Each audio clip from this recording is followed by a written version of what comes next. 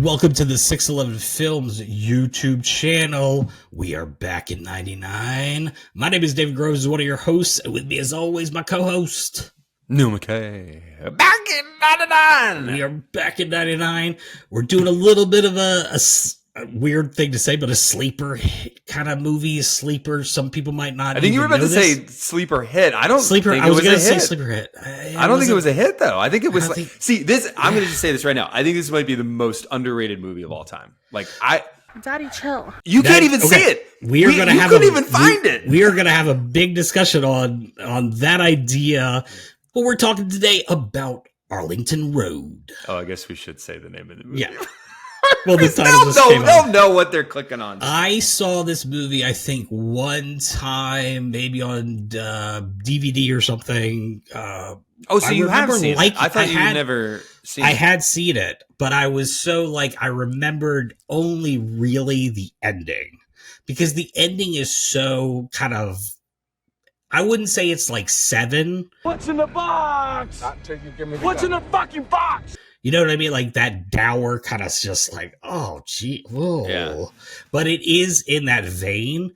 I remember the opening very well because, and I looked it up, like Mark Pellington, the director, was huge in music videos. Like most of his stuff was music videos and all that. We did. He's Jeremy was his big one for Pearl Jam. Right. Kings of Leon. I mean, now he's still doing stuff. I think he's still doing. I think he's about 61. I just read Wikipedia will show that or whatever. But I remember rewatching it. I was like, this is a fun, cool intro. It was like the cold open that wasn't for like a horror film. Like this is sort of a dramatic thriller. And it had like a really fun, cool, cold open. And it's Jeff Bridges' neighbor's kid who blows his hands up with fireworks and he's like wandering around the street. And Jeff Bridges picks him up and brings him to the hospital. But the way the cameras and the music and everything is just so crazy. And Jeff Bridges is losing his mind trying to get into the hospital.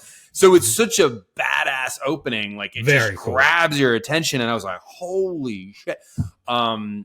But then the rest of the movie is this very kind of psychological thriller, has nothing, not in that style at all. The music, and it was just sort of okay, that was an interesting way to open the movie, and it doesn't really. Yeah, the opening of the movie then jumps to the very, I would say the last 20 minutes, then kind of go into that frenetic, at the end, the climax, craziness. It gets back to, but the rest of the movie, it felt a little out of character. But hey, I mean, it did its job. It got my attention, and I was like, okay, buckle up, let's go.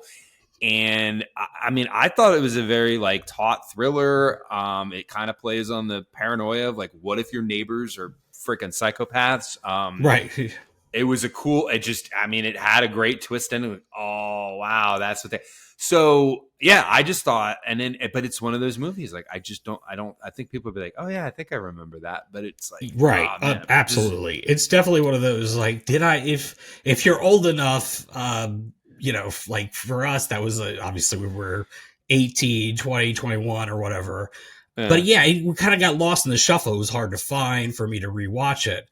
But then rewatching it and seeing things, and then I went to the Roger Ebert review, and it was exactly what I was thinking in my head. It was probably really cool the first go round, but then you can dissect it a little bit more. Now, look, I'll say this. The acting, as usual, Jeff Bridges, Tim Robbins, Hope Davis, Joan Cusack. Hope Davis. Yeah. Great in their roles. There is that thing though that I hate, which is what most people are now calling plot armor or script armor or whatever, where it's it's that whole thing of he's right, isn't he? He's right. And why aren't people even taking him seriously kind of idea? The idea that Jeff Bridges is finding all this information and going, look at this idea, look at this. And people are going, really? Yeah. That was the part, a little bit.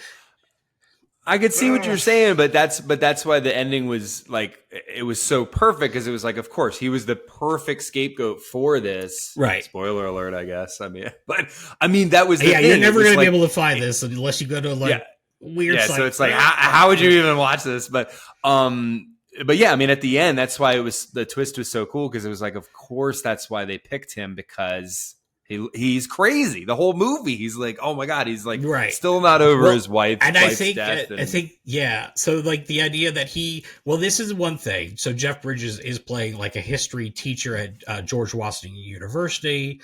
It's all in the kind of like Metro DC, Reston, kind of northern, like where were you from? Northern Virginia. Yeah. Kind of I mean, I was like, when are we? Yeah, this is like our home. That was another reason why I liked it. It was like, this is my home. And Mark Pellington, Mark Pellington, alumni of UVA, where my alma mater from my mom. I didn't know that. I figured he had ties because he did the Mothman Prophecies, which is the West Virginia legend. That was his follow up to this movie. Oh yeah, Richard Gere. Yeah, which was which I had high expectations for, and I was kind of like, it was cool, but anyway, I don't think I haven't seen that. It came out a couple years later. It was kind of like a horror thing. Yeah, I remember like of it, but it was like the right before like Richard Gere kind of just went away. Like we never saw him again. It was I don't think it did much. It was kind of like it was cool. It was eerie and kind of well done, but it was like and it didn't really do much. And then he just kind of disappeared. Mark Pellington. I had high hopes for him. I thought he would be like a big time,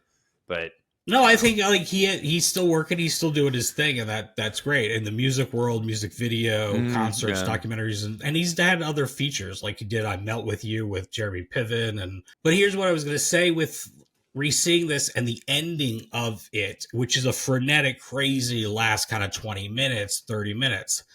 I remember watching, I guess a year and a half ago, this show called Hijack with Idris Elba that was on Apple. And there was a sequence in maybe the 5th or 6th episode where I looked at my mom. My mom and I were watching it together, and I looked at it and I was like, do you realize how many things had to line up for all of this to go down?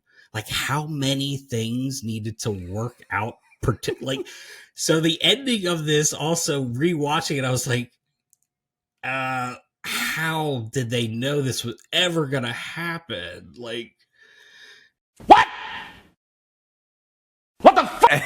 I know like I don't want to say the ending because I'm still like spoiler alert, but at the end of the day, Jeff Bridges is the driver of a bomb that goes into a federal building that blows up, and then he's the one that's he's the one that's gets blamed for it. And obviously Tim Robbins and Joe Cusack are the terrorists, of course, but and then like, they set him up. But I mean, I get it, but like, I mean, you could do that with, I don't know, like the show 24, like just all of the things that like, there's no, like, how does Jack Bauer get from one side of LA to the other in like 5 minutes? Like, come on, of course, yes. But, or all of like, the James Bond villain plans that like, it's like, wait a minute, that's just crazy and convoluted. And why would you do that?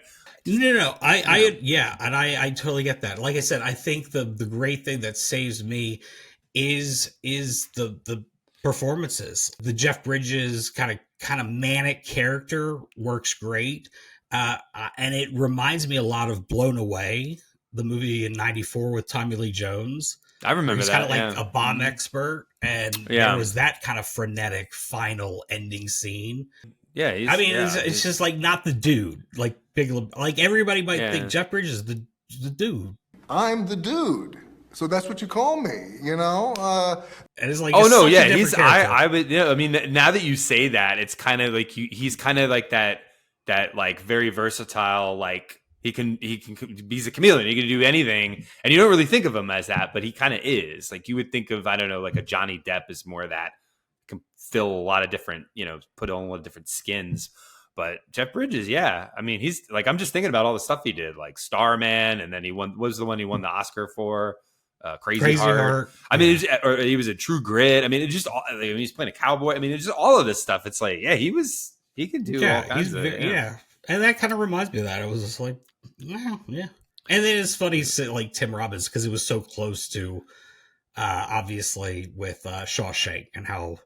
I guess it wasn't as big it's gotten so much bigger as time has gone on, but like having such an Andy Dufresne and that nice guy and kind of like, and then he just turns so fucking creepy in this. It's like, like, this guy. The perfect, well, no, so you need somebody like that. The perfect foil for such a manic, passionate, protagonist.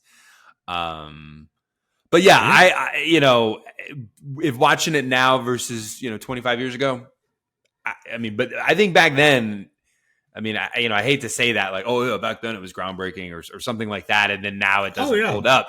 Like that seems like kind of a cop out because I still think it's a cool movie, but I do too. And it's funny too because when I was looking for that cold open and I found it and I saw like other little clips and people like people were posting like, oh, where can you see this movie? There's a demand for people. I mean, it was a good movie. People want to see it. Like anyway, we'll see you guys again on the next one. Thanks for watching. Please like, subscribe if you did like it and all that good stuff. We'll see you again on the next episode of Back in 99.